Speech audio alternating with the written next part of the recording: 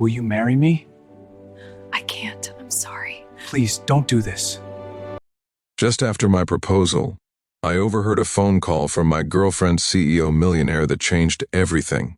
The velvet box felt like it weighed 1,000 pounds in my jacket pocket as I stood outside the luxury penthouse suite. My heart hammered against my ribs, a mixture of nervous excitement and pure terror coursing through my veins. 3 years, 3 incredible, complicated, beautiful years with Olivia Hartwell, and tonight, I was finally going to ask her to be my wife. I took a deep breath, straightened my tie one last time, and knocked on the door. "It's open," her voice called from inside, that melodic tone that still made my stomach flip even after all this time. I pushed open the heavy door and stepped into the warm glow of her personal sanctuary. The suite was quintessentially Olivia, elegant, expensive, and somehow still inviting. Soft amber light from designer lamps cast a golden hue across the cream-colored furniture. Through the floor-to-ceiling windows, the city sprawled beneath us like a kingdom she ruled from above. And there she was. Olivia stood near the window, her blonde waves cascading over her bare shoulders, wearing a stunning navy blue silk dress that hugged her figure perfectly. She turned to face me, and for a moment, I forgot every carefully rehearsed word I'd planned to say. "Jake," she smiled, but something in her eyes looked distant, distracted. "You're early. I couldn't wait to see you," I said honestly, crossing the room toward her. My hand instinctively went to the box in my pocket, making sure it was still there. Tonight was the night. Everything was going to change. She walked into my arms and I held her close, breathing in her familiar perfume, something French and expensive that I could never pronounce but would recognize anywhere. We'd met when I was just a junior analyst at her company, Hartwell Industries. She was the CEO, the millionaire heiress who'd taken her father's modest business and transformed it into an empire. I was nobody, just another guy in a cubicle. But somehow, impossibly, she'd chosen me. "I need to freshen up before dinner," she said, pulling away gently. "Make yourself comfortable. There's wine on the counter." She disappeared into the bedroom, leaving me alone in the living room. I poured myself a glass of red wine with shaking hands, trying to calm my nerves. This was it. Over dinner at Michelin-starred Rousseau, with the ring hidden in my pocket, I would ask her to spend forever with me. I was about to take a sip when I heard her voice from the bedroom. She must have left the door slightly ajar because her words carried clearly into the living room. She was on the phone. "No, Mother, I told you I'm handling it," Olivia said, her voice taking on that sharp, business-like edge she used in boardrooms. I froze, the wine glass halfway to my lips. I knew I shouldn't listen, but something in her tone made me pause. "Of course I understand the optics," she continued, sounding exasperated. "The merger with Blackstone Capital is the biggest deal of my career. I'm not going to let anything jeopardize it." My chest tightened.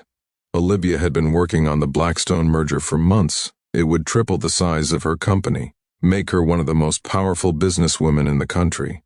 I'd been supportive, understanding when she worked late, when business trips kept us apart. "Jake?" Her mother's voice was faint, but I could just make out the question. "What does he have to do with anything?" My blood ran cold. "Everything, Mother." Olivia's laugh was bitter, nothing like the warm sound I knew. "Richard Blackstone made it very clear during our last meeting. He's old-fashioned, conservative. He wants to know that his partners share his values. Family values. When he found out I was dating an employee, someone so far below my station, he expressed concerns." The wine glass slipped from my fingers, but I caught it at the last second, my hand trembling violently. Below her station. The words echoed in my head like a death knell. "So what are you going to do?" her mother asked. There was a long pause. In that silence, I felt my entire world balancing on a knife's edge. "I'm going to end it," Olivia said finally, her voice cold and detached. "Tonight, after dinner, I'll let him down gently. Tell him we've grown apart, that my work demands are too much. He'll be hurt, but he'll get over it. Men like Jake always do, men like Jake. And then," her mother pressed, "and then I'll let Richard introduce me to his nephew, Carson, like he's been suggesting." From what I understand, he's Harvard educated, comes from old money, sits on 3 different boards. Exactly the kind of man who makes sense for someone in my position. My legs gave out, and I sank onto the leather sofa, my entire body numb. 3 years of believing that what we had was real, that love could transcend social classes and boardroom politics.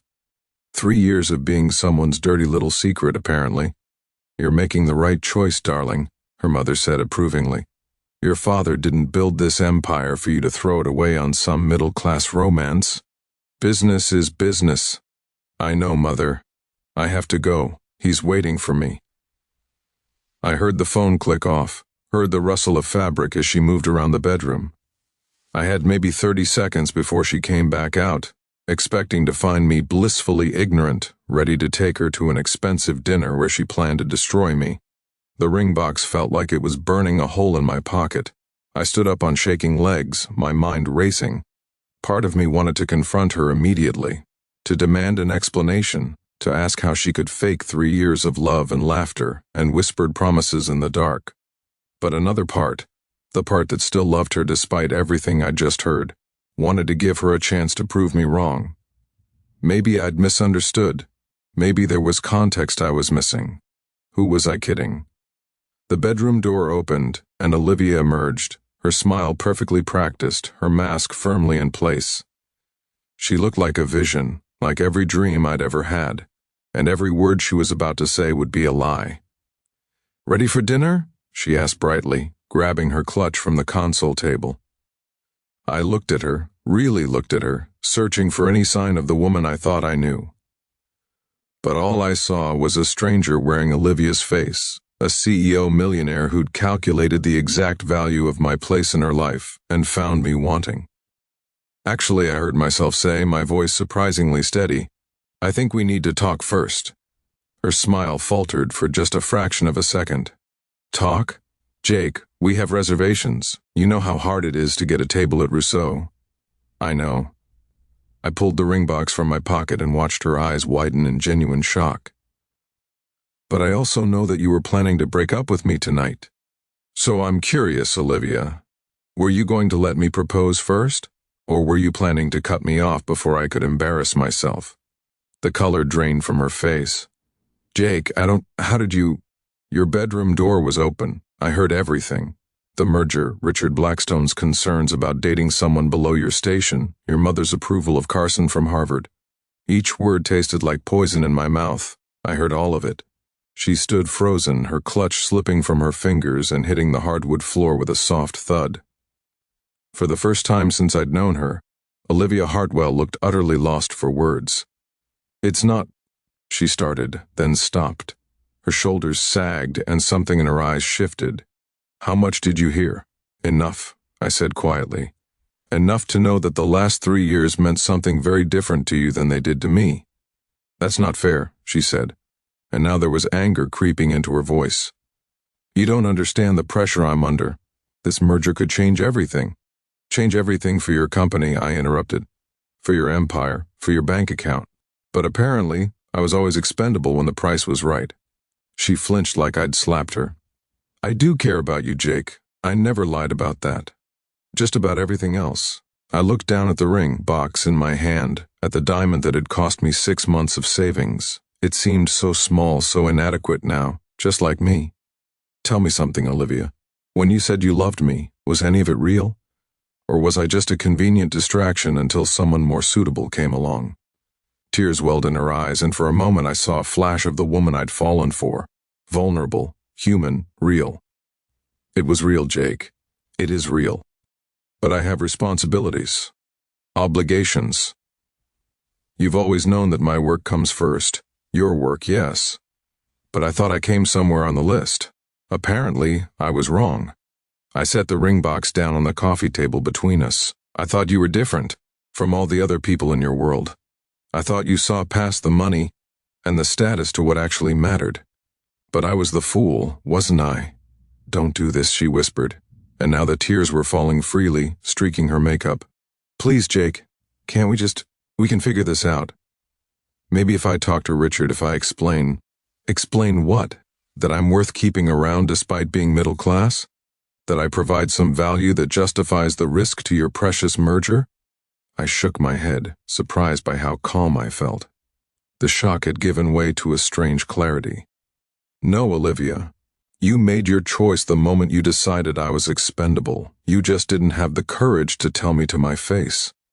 That's not true, isn't it? I moved toward the door, each step feeling both impossible and inevitable. You were going to string me along through dinner, let me think everything was fine, and then break my heart over dessert.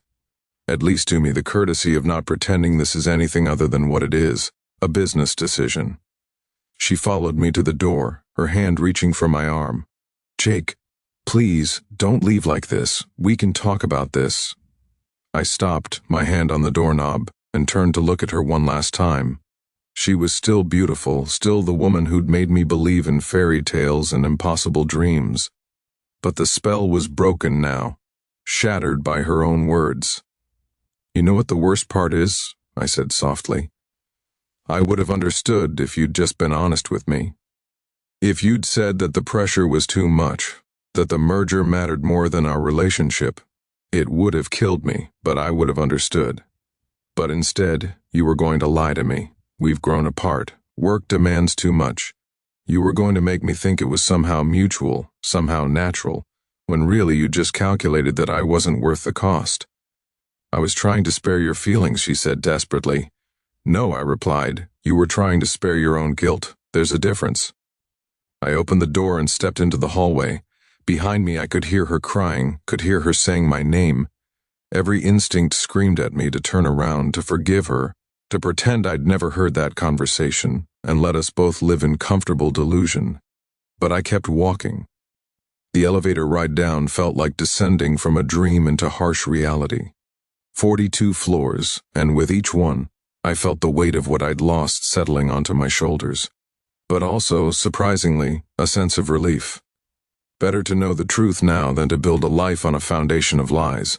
I stepped out onto the street, into the cool night air, and looked up at the gleaming tower above me.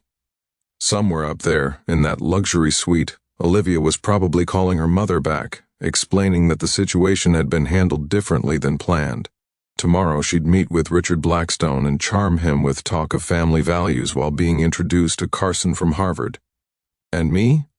I'd go home to my modest apartment, put the ring in a drawer, and start the long process of rebuilding a life without her. My phone buzzed. A text from Olivia, please come back. We need to talk. I made a mistake. I stared at the message for a long moment, then deleted it without responding. Some mistakes couldn't be fixed with conversation. Some choices revealed too much about who we really were. As I walked away from Hartwell Tower, I realized that I'd dodged a bullet tonight, because if I'd proposed without overhearing that call, she might have said yes. She might have married me while secretly resenting that I wasn't Carson from Harvard. And years from now, when a bigger merger or a better opportunity came along, I would have found myself divorced and wondering what went wrong. At least now I knew the truth.